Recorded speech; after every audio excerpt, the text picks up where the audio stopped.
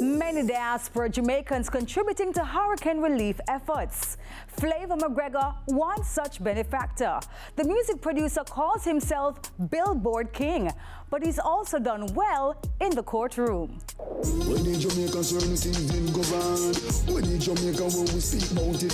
South Florida-based Jamaican music producer Flava McGregor chartered a 737 flight to bring hurricane relief to Jamaica. Most of it already distributed to Hanover, Clarendon and St. James by the time we caught up with him at the UTEC auditorium. Someone told me, like, you know, East Hanover, West Hanover are places that haven't gotten help yet. So I said, okay, those are the two places I'm going to go first. And when you went to those places, what struck you? What did you see? It seemed like a bomb was dropped there. It seemed like a nuclear bomb was dropped. By his own account, McGregor's act of generosity amounting to hundreds of thousands of US dollars. When I was a little kid, I have a little memory of Hurricane Gilbert. I said to myself, I have to do something. I have to play my part. So it was heartwarming for you also because, well, you know, people were grateful. They were grateful. When we told them that I'm going to offer to the community a Starlink, which the capacity is maybe like over 1,000 residents in the community can connect to it. And I'm also going to donate a generator so that they can also have access to power, charge their phone. It was, I've never get so much thank you in my life. McGregor left Jamaica in the early 2000s, says despite working with a myriad of top acts, Egyptian, Morgan Heritage, Richie Spice, Queen Africa, among others, he didn't get any respect. Why? Maybe because I didn't, as a producer, never involved into certain things. You know, I was more a reserved kind of producer, you know, more on the positive side. Certain things is really vague. What do you mean by that? Well, I mean, most producers and most of the artists in Jamaica who have a name, they feel like they should have an entourage. Most of them, you know, think they're above the law and stuff like that, and I was not the kind of person. Never lost my way. He says his rep here smoothed his way in South Florida. Just start making music, producing, and work with international artists like Music Soul Child, Snoop Dogg, Rick Ross, you know, Maya. I becomes the Billboard King producer of reggae and dancehall. Billboard King is a name you gave yourself. Correct, based on my accolades, the amount of Billboard plaques I have, over 500. I'm not afraid. McGregor had a working relationship with VP Records, but ending up suing them 3 times. Sued them in 2011, they settled in 2014, and 2017 they breached a contract, they settled again in 2018. And here we are again, another suit. Yes, another lawsuit because they breached a contract because they were not supposed to continue to sell or dispute certain copyright, and we caught them still selling these records. So we sued VP and Warner Music. So where is that now? So it's a pending $50 million US lawsuit against Warner Music and VP Records. If them a come, let them come, cause I'm protected. I was not treated fairly, and I just decided that I'm not going to allow them to, you know, take away my rights. In legal terms, what are you actually suing VP Records for? What is it that you're asking them for? So basically what I sue them for is for my rights, my intellectual property, my copyright. I sue them for that. And I also sue them for discrediting me. Again, you yourself didn't know I produced all these massive hits. No, so that's what I sue them for. My rights and my credit. You have a figure in mind? Money is not everything.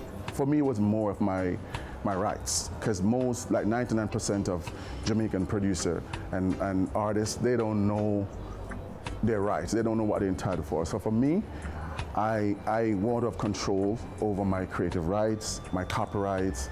That's what I want. He hopes others in the business get the message. When I talk to a lot of the artists, like when I reach out to a lot of the artists and I say to them, hey, we need to protect our intellectual property.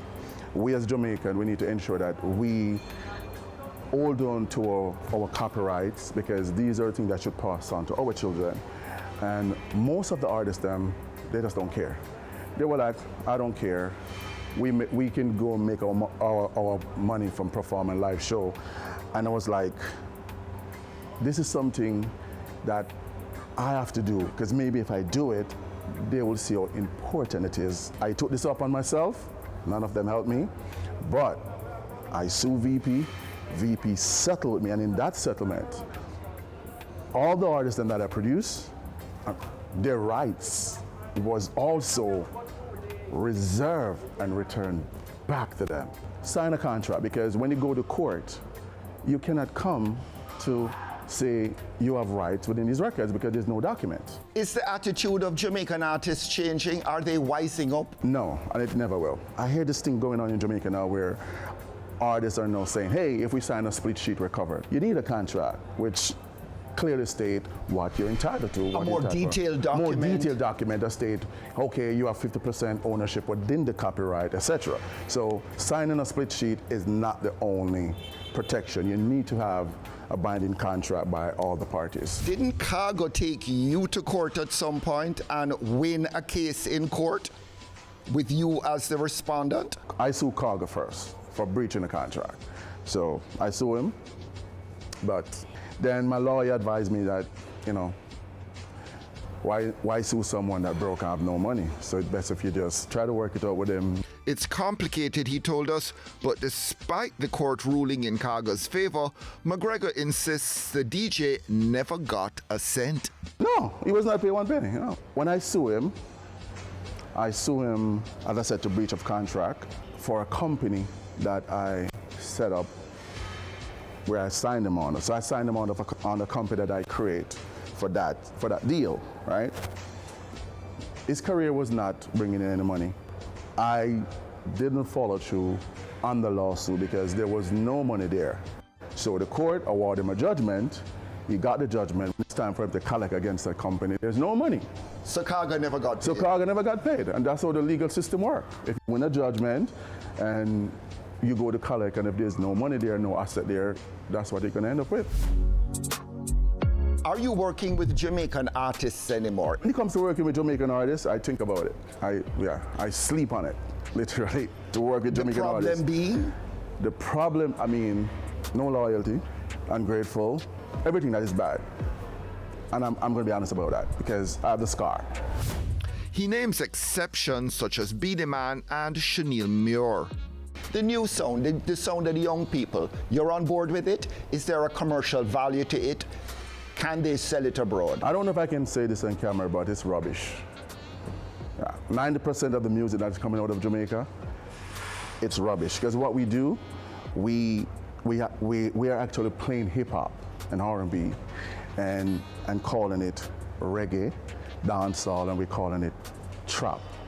America will never ever accept this sound coming out of Jamaica as dancehall and reggae. Maybe you're just sounding your age though. You've aged in the business, you're a little bit older as a producer. It's harder for you to hear the value in something which is young people music. But the numbers don't lie. The numbers don't lie, right? So if it's something that the young people love, then the numbers will be there. Why is it Shaka Demus and Pliers and the Beenie Man, Sim Simmer, and you know, the Vegas and the Devante Tantometer, Sean Paul and Shaggy are still on the chart? So the numbers don't lie. People like Skillibeng have done well. They've shown that in that North American market, people like him are valued. But look at it this way. Most of those artists, if it wasn't for their collaboration, then they would be nowhere. So until they can stand up on their own, then I would say, yes, it's working. But for now, it's not working.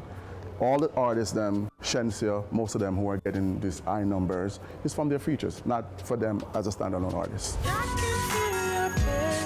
Outspoken Flava McGregor says these days he is more in control of his career, and as a result, he can do a lot more, including reaching out to Jamaican talent. I'm working on a song right now, right? Jamaica's on my mind, which is going to feature John Legend, Anthony Hamilton, Maya, Rick Ross, T.I. Is Jamaica on my mind. So, and I'm thinking about putting Beanie Man on it, of course, Elephant Man, and a few other young artists. And just give me a name or two of the younger artists you like. I like Kraft. I like Chanel Muir. Diani, yeah, very talented artist. Shensia, of course. We don't really get along, but she's very talented. She's dope. Will they want to work with you, though? You just call the music rubbish. As I said, it's not working. I'm not really bashing the artist's lyrics, to be clear. It's not the lyrical content, it's the sound. The sound, not the lyrics. It's the sound. But it could be tweaked and it could be made more authentically Jamaican. Is that what you're saying? That's what I'm saying. We should, it doesn't matter what we do, we should always keep our roots. We should always keep that. When the Jamaican women watch them skate,